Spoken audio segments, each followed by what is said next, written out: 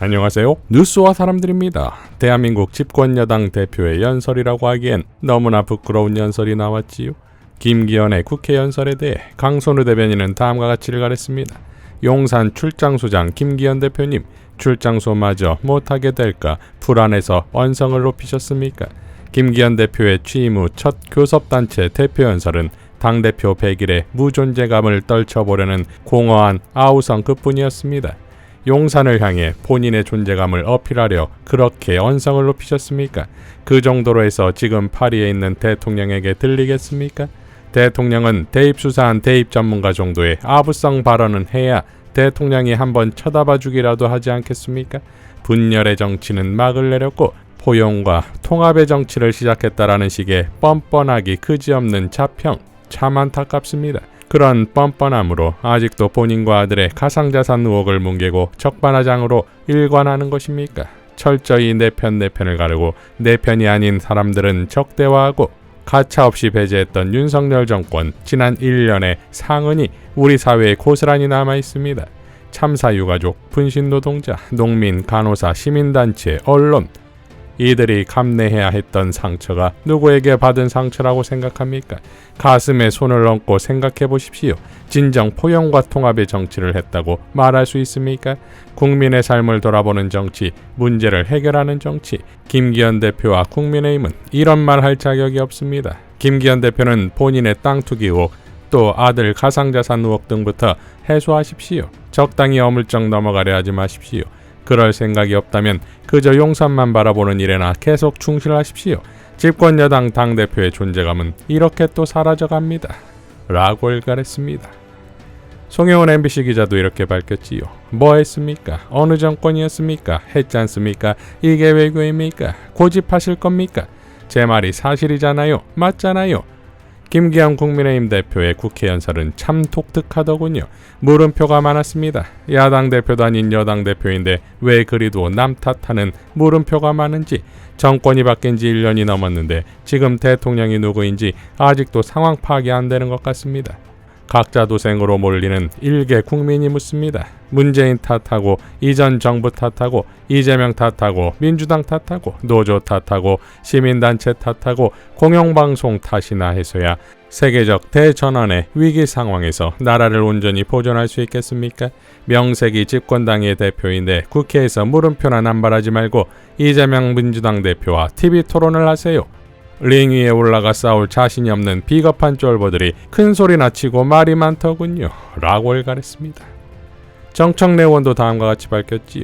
김기현 국민의힘 당대표의 국회 연설은 내용은 알맹이가 없고 형식은 고함치는 우스꽝스러운 모습 연출, TPO에 맞지 않는 엉뚱한 연설. 라고 일갈했습니다.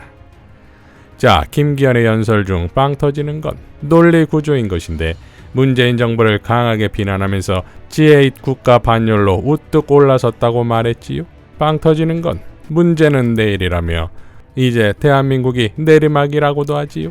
경정권의 대한민국을 말입니다. 정작 보수 정권이 대한민국을 발전시켜 왔다고는 하나 지금 경정권은 보수가 아니라 보수의 외주 정권 아닙니까? 보수 스스로 정권을 잡을 방법이 없으니 검찰 수장을 데려온 게 아닙니까? 그것도 김기현이 자랑하는 보수 정권 중 이명박근혜 정권을 감옥에 보낸 자를 말이지요. 그러니 따지고 보면 지금 집권 여당은 국힘당이 아니라 검찰당 아니겠습니까? 윤석열 정부 들어 건폭이 멈췄다. 건설 현장 숨통이 트이고 공사판이 움직이고 있다. 라는 발언을 할 때 본회의장에 고성이 오가지요. 양회동 열사의 49제가 어제였으니 그 분노는 당연한 것 아니겠습니까? 정치 쇄신을 말하면서 또 김남국 의원을 비난했지요. 김남국 의원처럼 무단결근, 연락 두절에 칩거까지 해도 꼬박꼬박 월급이 나오는 그런 직장이 세상에 어디 있습니까? 라고 발언했는데 이에 대해 김남국 의원은 다음과 같이 밝혔습니다. 김기현 대표의 교섭단체 연설 내용 중 사실이 아닌 부분을 정정합니다. 오늘 김기현 대표가 교섭단체 대표 연설에서 제가 무단결근했다는 주장은 결코 사실이 아닙니다. 그 당시 구체적인 근거 없이 무차별적인 의혹이 제기되는 상황 속에서 이슈를 확대 재생산하는 것이 바람직하지 않다고 생각되어 성찰하는 의미로 언론 대응과 공식 일정을 자제했었습니다. 모두 청가서를 제출했었고 대부분 의원회관과 지역 사무실로 계속 출근했습니다. 주말에도 의원회관으로 아침 일찍 출근하기도 했었고 대체 휴일 연휴 기간에도 지역 사무실에 출근해서 주민들을 만나는 일정들을 정상적으로 소화했었습니다. 보도에 참고하기 바랍니다. 라고 밝혔습니다.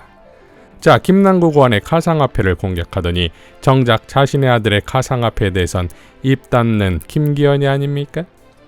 이어 문재인 정부에서 국가 채무가 무려 400조 원 넘게 늘었다며 세상에 이렇게 무책임한 정권이 어디 있냐고 발언했지요. 자, 이 발언은 지난 교2 국무회에서 했던 400조 원입니다. 이에 대해 청와대 국정상황실장이었던 윤건영 의원은 다음과 같이 밝혔었지요. 한심한 대통령의 메시지. 윤석열 대통령은 6월 13일 국무회에서 다음과 같이 말했습니다. 지난 정부에서만 400조 원의 국가 채무가 쌓였습니다. 이는 납세자에 대한 사기 행위이고 미래 세대에 대한 착취 행위입니다. 뉴스를 본 순간 아찔했습니다. 정말 대통령이 그렇게 말했는지 전문까지 찾아봤습니다. 대통령 본인의 확신인지 참모들이 써준 내용을 읽은 것인지 둘 중 무엇이어도 정말 한숨 나올 정도로 한심합니다. 재정의 역할과 국가 채무에 대한 이해가 밑바닥 수준이기 때문입니다. 한마디로 몰상식 그 자체입니다. 모두가 기억하다시피 지난 3년 전 세계는 코로나 시대였습니다. 모두가 일상을 지키기도 힘든 나날이었습니다. 자영업자는 가게 문을 억지로 닫아야 했고 학생들은 학교에 가지도 못했고 기업은 끝모를 코로나 시대로 하루하루 버티기도 힘들었습니다. 모두에게 힘겨운 고난의 시기였습니다. 그 시절 정부의 역할은 힘겨운 이들에게 조금이라도 힘이 되는 데 있었습니다. 긴급 재정을 투입해 자영업자들에게 최소한의 피해 보전을 했고 전 국민 지원금을 통해 최소한의 경제 활동이 이어지도록 재정을 사용했습니다. 국민 모두와 기업이 함께 살기 위한 선택이었습니다. 더불어 국가가 해야 할 당연한 일입니다. 그 과정에서 발생한 국가 채무는 더 큰 피해를 막기 위해 어쩔 수 없는 일이었습니다. 당시 야당인 국민의힘도 그 길에 동의했었기에 정부의 추경 예산을 통과시킨 것입니다. 그렇다고 막무가내로 퍼부은 것도 아닙니다. 세계 다른 나라와 비교하면 얼마나 꼼꼼하게 따져 재정을 운영했는지가 보입니다. 2021년 한국의 총부채와 순부채는 각각 GDP 대비 51.3%와 20.9%로 선진국 평균보다 한참 아래입니다. 그 결과 방역과 경제를 동시에 잡은 국가로 세계가 대한민국을 인정하였습니다. 이런 사실을 알고도 정부의 당연한 업무가 사기 행각이고 착취 행위라고 생각하는 겁니까? 혹 윤석열 대통령은 정부의 역할은 국가 채무 하나만 잘 관리하면 그뿐, 먹고 살 길을 잃은 국민은 모른 척해도 된다고 생각하는 겁니까? 지난 3년 모두가 고통받던 그때 나 홀로 우주여행이라도 다녀왔습니까? 아니면 코로나 시국에도 월급 꼬박꼬박 나오는 검찰 공무원이었던 대통령 본인의 한계를 이렇게 고백하는 것입니까? 윤석열 정부 1호 특기가 전임 정부 탓이라지만 아무리 봐도 제 얼굴에 침 뱉길 뿐입니다. 라고 일갈했습니다. 김기현은 또 이렇게 발언했지요. 우리 청년들이 훗날 빚 갚느라 허덕일 게 뻔한데도 그건 내 퇴임 후의 일이니까 내가 할 바 아니다. 일단은 무조건 빌려 쓰고 보자는 못된 심보 아닙니까? 후쿠시마 오염수 방류를 막지 않는 자들이 청년의 미래가 어떻다고요? 김기현의 연설의 하이라이트는 바로 윤석열이 일본에 대해 고독한 결단을 했다는 내용이지요. 윤석열 대통령의 한일 관계 정상화 노력은 국민의 이익, 국가의 앞날을 생각하며 내린 고독한 결단이다. 미중 패권 갈등이 더 치열해지고 있습니다. 세계가 자유진영과 반자유진영으로 쪼개졌습니다. 이런 상황이니만큼 대한민국의 평화, 발전, 번영을 위해 한미동맹은 더욱 단단해져야만 합니다. 긴밀한 한미일 3국 공조는 대한민국의 생존 전략입니다. 그래서 한일 관계의 선제적 보고는 탁월한 외교 전략인 것입니다. 자, 그러니까 새벽 속보를 못 본 것일까요? 아니면 못 본 척 연설문수 정도 귀찮았던 것일까요? 경정권의 외교가 완전히 세됐지요? 미국 국무부 장관 토니 블링컨은 시진핑을 만난 후 브리핑에서 저는 대만에 대한 미국의 오랜 하나의 중국 정책을 거듭 강조했습니다. 이 정책은 변하지 않았습니다. 이 정책은 대만 관계법 3개의 공동성명 6개의 확약에 따라 유지되고 있습니다. 우리는 대만 독립을 지지하지 않습니다. 라고 발언했습니다. 이에 대해 최경영 기자는 다음과 같이 밝혔지요. 토니 블링컨 미 국무부 장관이 중국을 방문하기 전 지난주에 제닛 옐런 미 재무부 장관이 미 국회에서 이런 말을 한 바 있지요. 중국과 디커플링하고 미중 간 무역 투자를 중단하면 그건 미국에게 재앙이 될 것이다. 토니 블링컨이 중국을 방문하고 기자회견을 하면서 한 말도 우리에게는 생경하게 들립니다. 우리는 타이완 독립을 지지하지 않는다.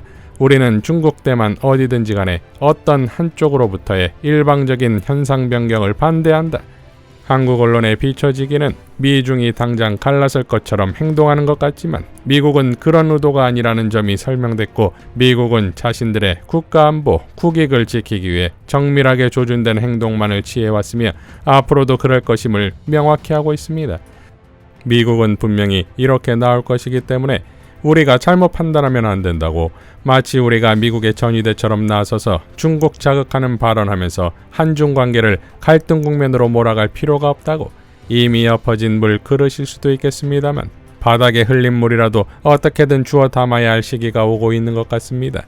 앞으로라도 정제되고 정밀한 외교를 했으면 좋겠습니다. 잠시의 국내용 정치를 위해 국가 이익이 희생되는 외교는 최악의 외교입니다. 라고 밝혔습니다. 민주당도 다음과 같이 밝혔지요. 미중이 대화를 재개하는 지금 한중 관계는 어디로 가고 있습니까? 어제 토니 블링컨 미국 국무부 장관과 시진핑 중국 국가주석이 미중 관계의 안정화와 고위급 대화의 재개에 합의했습니다.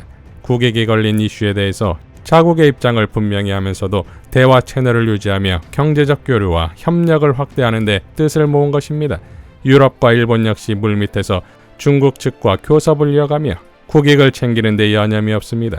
그런데 대한민국 정부는 무엇을 하고 있습니까? 가치 외교를 앞세우며 탈중국을 선언해 그렇지 않아도 대내외 위기로 휘청거리는 경제를 진창에 밀어넣은 것은 윤석열 정부입니다. 더욱이 이제 와서 탈중국 선언을 한 적이 없다고 잡아떼는 정부의 모습은 파렴치하기까지 합니다.